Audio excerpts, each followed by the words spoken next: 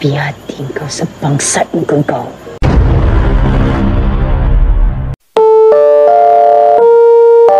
Halo semuanya, balik lagi nih sama Babang Tampan di sini. Oh ya, aku beritahu ya bahwa channel Tampan Film berganti nama menjadi lebih singkat menjadi TMF96. Kenapa harus berganti nama? Karena supaya memudahkan untuk para viewers baru untuk mencari channelnya. Karena nama Tampan Film itu selalu terhalang oleh video film terlalu tampan. Maka dengan itu saya mengganti namanya menjadi lebih simple, TMF96.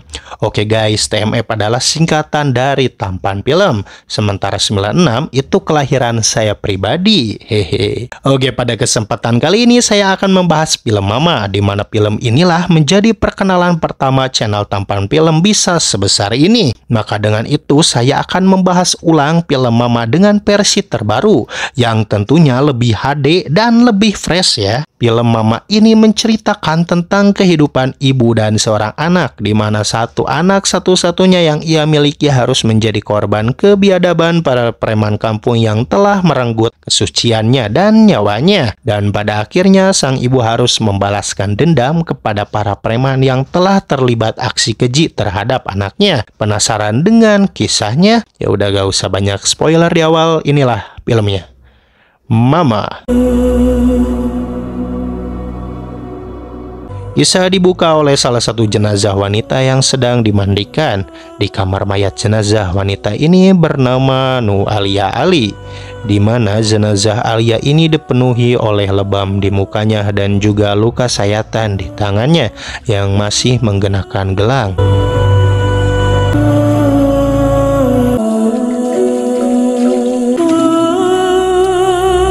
Kemudian scene berganti ke suatu keluarga yang terlihat sangat bahagia. Mereka hidup bertiga, di mana seorang ibu dan juga satu anak perempuan mereka yang bernama Nur Alia. Singkat waktu kita dibawa ke masa kini, dan kini mereka hidup berdua karena sang ayah sudah tiada, entah karena apa sang ayah telah meninggal dunia. Sang ibu dari Alia ini bernama Aini, di mana sekarang Aini ini menghidupinya dan Alia dengan berbisnis catering miliknya. Setiap hari Aini selalu mengantarkan Alia untuk menyiapkan sarapan pagi untuknya dan mengantarkan Alia untuk pergi ke sekolah. Namun saat di perjalanan Aini malah memainkan handphonenya, sehingga dengan itu mobil mereka mengalami kecelakaan.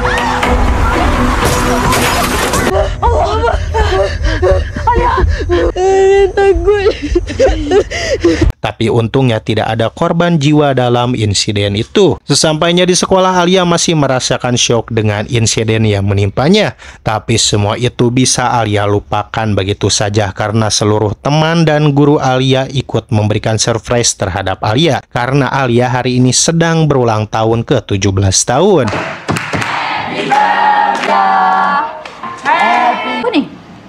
Alia cikgu. Allah selamatkan kau. Allah selamatkan kamu. Di lain sisi kita akan diperlihatkan seorang pedagang daging ayam yang sedang melayani pembelinya. Seseorang penjual daging ayam ini bernama Apai, dan terlihat bahwa Apai ini terlihat sagapung melihat sosok bocil yang masih SD yang merupakan anak si ibu pembeli. Sagapung ini sejenis Sagne ya guys.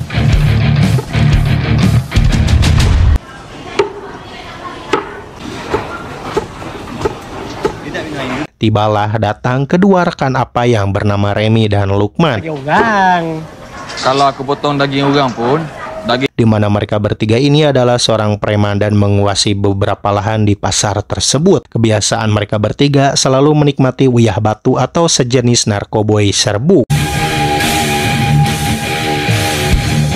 Kemudian scene kembali kepada Alia dan kedua sahabat dekatnya yang bernama Eli dan Dani. Sepulang dari sekolah, mereka bertiga akan berfoto bersama untuk mengabadikan momen. Setelahnya mereka mampir ke sebuah kedai mie kuah Thailand. Saat mereka bertiga sedang menikmati mie, tiba-tiba datanglah ketiga preman pasar ke kedai itu. Dan apa yang kembali sagapung melihat kemolekan tubuh Alia, langsung menghampiri Alia dengan cukup kasar dan memaksanya Alia untuk ikut duduk bersama kedua rekannya. Dan dengan spontan Alia langsung menampar Apai begitu saja.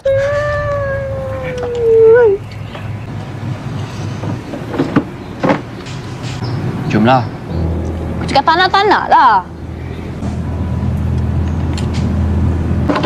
Kau ni. Sontak Apai pun emosi dan menendang bangku di kedai itu sehingga mengundang keributan di kedai tersebut. Dani pun ikut mereka hajar dan beberapa pemuda di sana ia kalahkan. Alia pun dengan cepat mengambil kuah panas dari gerobak mie dan Alia siramkan sehingga mengenai lengan Apai. Lalu pemilik kedai datang membawa golok. Maka dengan itu ketiga preman itu pun kabur.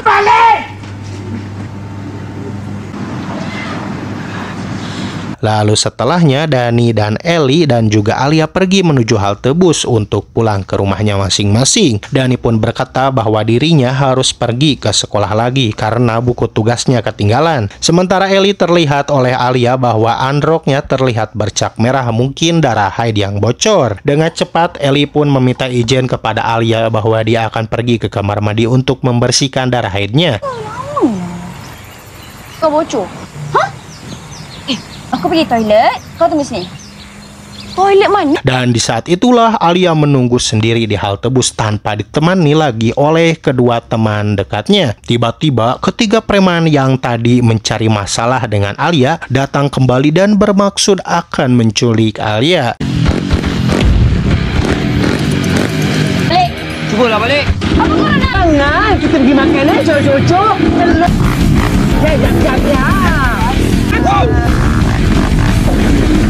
Alia yang seketika panik pun langsung berlari dari kejaran mereka dan berusaha menelpon ibunya. Namun sayangnya HP dari sang ibu Alia tertinggal di dalam mobil.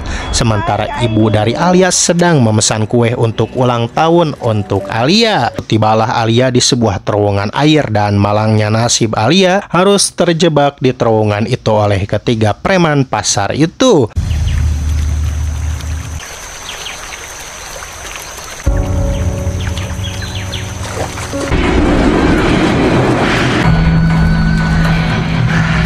Dan apa yang dendam terhadap Alia menyiksa Alia dengan cukup kejam karena ia dendam terhadap Alia yang sudah menyiram lengannya menggunakan air mendidih sehingga tangan dari Apai pun melepuh. Alia pun tak kuasa harus berhadapan dengan ketiga preman itu dan pada akhirnya Alia pun berhasil mereka culik dan dibawa ke sebuah rumah kosong.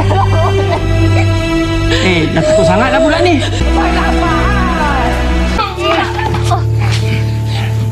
Dan dengan teganya mereka berdua menodai kesucian Alia yang masih 17 tahun itu secara bergilir dan mereka merekam aksi bejatnya itu.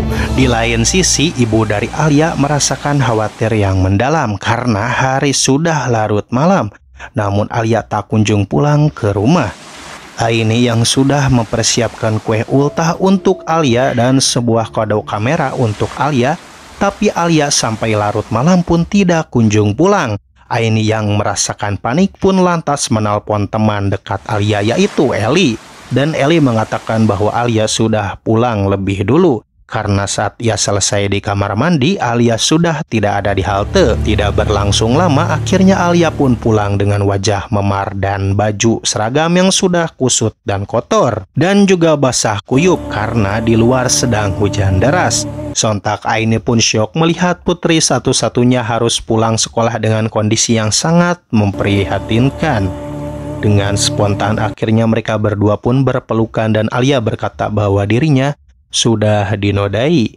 Aini yang menjerit merasakan sakit yang dirasakan oleh Alia berkata, "Oleh siapa Alia? Siapa yang telah menodaimu?" Alia hanya bisa meringis dan menangis sejadi-jadinya. Pagi pun tiba, Alia terlihat sangat depresi dan terpukul oleh kejadian yang menimpanya di hari kemarin sehingga Alia pun tidak pergi ke sekolah. Sementara Aini sedang mengangkat pakaian kering di luar. Terlihat tetangga di sana sedang bergibah tentang Alia yang pulang larut malam. Dan terdengar ocehan bahwa Alia yang terlihat sangatlah baik dan polos oleh para tetangga malah menjadi korban pemerkos-kosan. Aini yang mendengar hal itu pun merasakan kecewa dan langsung mengacak-ngacak seisi rumahnya. Alia yang mendengar ibunya berontak pun hanya bisa pasrah dan menangis. Aini pun enggan untuk melaporkan hal yang menimpa anaknya itu ke polisi karena dirinya merasa malu oleh tetangganya.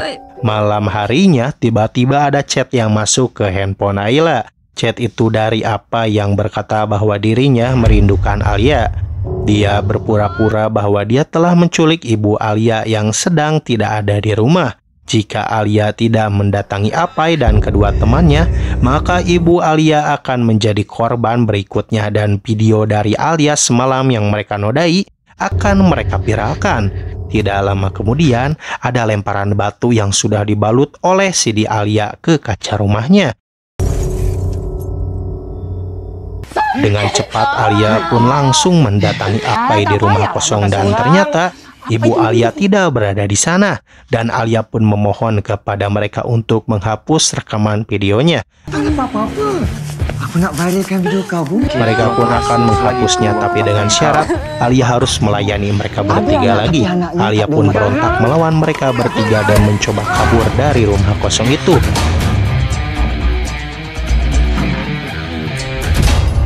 Tibalah di suatu jembatan, Alia yang sudah terkepung oleh mereka bertiga pun akhirnya tidak ada pilihan lain selain melompat dari jembatan itu. Dan Alia akhirnya tergelantung di sebuah besi jembatan di sebelahnya. Dan pada akhirnya Alia pun harus tewas terjatuh dari jembatan besi tersebut. Scene berganti kepada Aini yang sudah tiba di rumahnya dan memanggil-manggil Alia yang tidak kunjung menyaut. Dan Aini melihat Alia yang sedang makan di tengah rumah. Aini pun menegur Alia, "Jangan makan di sini, Nak." Alia tidak bicara sepatah kata pun. Lalu Aini mengambil sebuah sirup di kulkas, lalu dengan tiba-tiba Alia muncul di sebelah Aini dan menatapnya dengan tatapan yang kosong dan wajah yang pucat seperti mayat yang baru saja meninggal.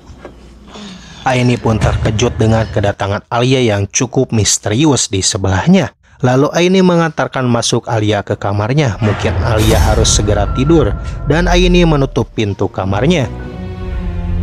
Pagi harinya tiba-tiba Aini dikejutkan dengan kedatangan inspektur polisi dan mengatakan apakah benar ini rumah ibu Aini dan apakah benar Alia adalah anak ibu.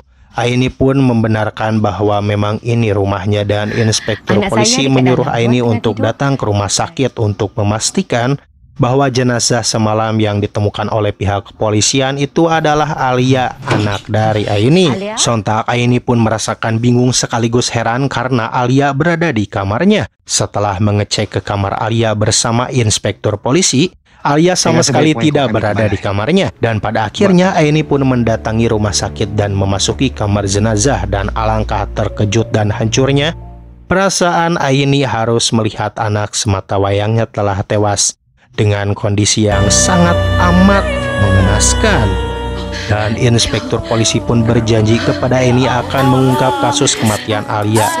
Tibalah Aini di rumahnya, ia merasakan depresi yang sangat amat mendalam. Sudah ditinggal suaminya, kini ia harus ditinggal anak satu-satunya. Dan Aini bertekad kuat dan berjanji akan memburu pembunuh Alia dan akan menyiksa para pelaku pembunuh anaknya sebelum akhirnya mereka semua harus mati. Di pagi harinya, dengan tidak sengaja, Aini menemukan jendela rumahnya yang sudah pecah. Dan Aini menemukan HP Alia yang tergeletak di kolong kursi. Dan Aini begitu syok sekaligus bersedih harus melihat video skandal Alia dengan ketiga preman pasar di HP Alia. Dan di dalam video tersebut terlihat bahwa Alia memanggil-manggil terus mamanya dan meminta tolong kepada Aini. Dan dari sinilah Aini bisa mengantongi ketiga preman yang sudah merenggut kesucian dan sekaligus menghilangkan nyawa anaknya. Tibalah suatu malam, Aini berpura-pura membeli satu ekor ayam kepada Apai. Terlihat dari sini Apai pun sagapung melihat Aini. Kemudian Aini akan menyusun rencana untuk menuntut balas terhadap ketiga preman itu. Setelah membeli ayam dari Apai, Aini pun pulang kembali ke rumahnya. Saat hendak pulang, Aini berpapasan dengan Remin dan juga Lukman. Aini juga telah mengetahui kediaman mereka berdua. Lukman bekerja di sebuah bengkel mobil, sementara Remin bekerja di sebuah tempat rongsokan. Di pagi harinya, tiba-tiba Eli berkunjung ke rumah Aini. Dan Eli mengucapkan bela sungkawa yang sedalam-dalamnya atas meninggalnya teman dekatnya Eli, yaitu Alia. Eli juga berkata jujur kepada Aini bahwa Eli iri terhadap Alia karena Alia adalah murid yang sangat berprestasi di sekolah dan sekaligus cantik. Dan dari sinilah kecurigaan Aini terhadap Eli pun muncul, bahwa Eli mungkin saja terlibat atas kematian Alia. Dan fakta sebenarnya adalah Eli memang benar terlibat juga dalam insiden kematian Alia, karena semua ini sudah disusun dan direncanakan secara rapi untuk bisa menghancurkan masa depan Alia, karena Eli sudah kenal dekat dengan ketiga preman pasar itu. Namun ia hanya berpura-pura saja ketakutan saat diserang di kedai mie. Dan darah yang ada di androk Eli bukanlah darah haid, itu merupakan adalah saus yang sengaja Eli oleskan ke androknya. Sehingga dengan itu Eli pun bisa berpura-pura untuk ke kamar kecil. Eli dan ketiga preman itu tidak mempunyai niat untuk membunuh Alia. Namun takdir berkata lain, Alia malah terjatuh dari jembatan.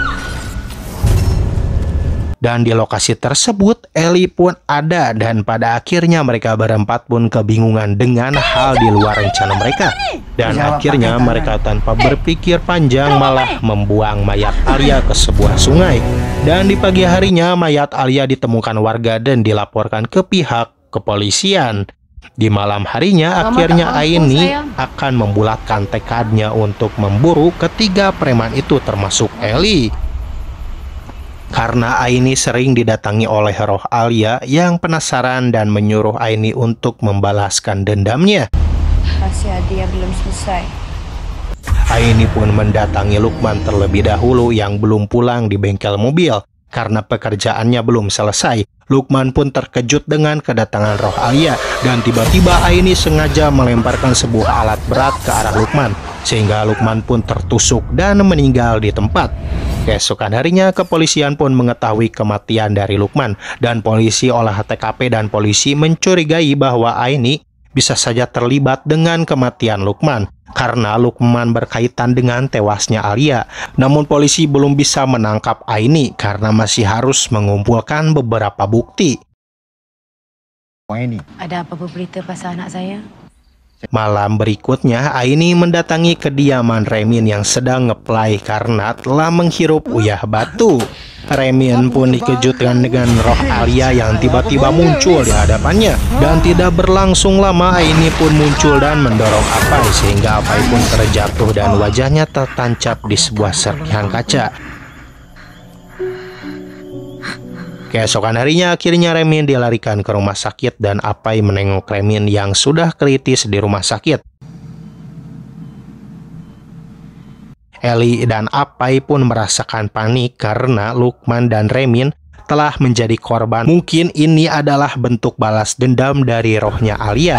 Tapi Apai tidak percaya perkataan dari Eli. Keesokan harinya, akhirnya Apai mendatangi lagi Remin yang sedang kritis dan tiba-tiba Remin pun meninggal. Malam harinya, Eli dan Apai bertemu di rumah kosong dan mereka berdua mulai berdebat satu sama lain. Kematian Lukman dan Remin sungguh sangat misteri. Siapakah pelaku dari kematian rekannya itu? Lalu tiba-tiba sosok roh Alia pun mendatangi dan menghantui mereka berdua, sehingga mengakibatkan Apai tergelantung. Aini pun telah datang ke tempat itu dan langsung menusuk Apai menggunakan pisaunya. Sementara Eli langsung tewas begitu saja di sebelah Apai yang terjatuh dari lantai atas karena dikejutkan oleh roh Alia. Apai pun memohon dan meminta maaf kepada Aini karena telah melakukan hal yang sangat kejam terhadap anaknya. Namun semuanya sudah terlambat. Kini Alia telah tiada dan nyawa harus dibayar nyawa. Akhirnya Apai pun tewas oleh tangan Aini dengan posisi masih bergelantung. Setelah itu polisi pun datang ke lokasi tersebut dan menangkap Aini karena sudah terlibat aksi pembunuhan. Karena sebelumnya polisi telah mendalami insiden kematian Lukman dan Remin bahwa ibu Aini terlibat. Bahkan sebelum polisi tiba di tempat rumah kosong ini, polisi telah masuk secara paksa ke rumah Aini dan terbongkarlah sebuah gambaran tentang misi balas dendam yang telah Aini rencanakan. Dani juga datang ke rumah Aini untuk bertemu dengan Aini. Namun polisi menyuruh Dani untuk pulang saja karena Dani tidak terlibat dalam insiden ini. Semua unit kita ke sana. Baik, Tuan. Scene pun berganti kembali lagi kepada Aini dan para polisi. Aini pun berkata kepada para polisi di sana, hukuman dari kalian tidak akan sebanding dengan hukuman yang aku berikan. Dan pada akhirnya Aini pun harus bertanggung jawab atas perbuatannya dan harus berurusan dengan hukum yang berlaku di negara jiran Malaysia. Dan Roh Alia pun tersenyum ke arah Aini.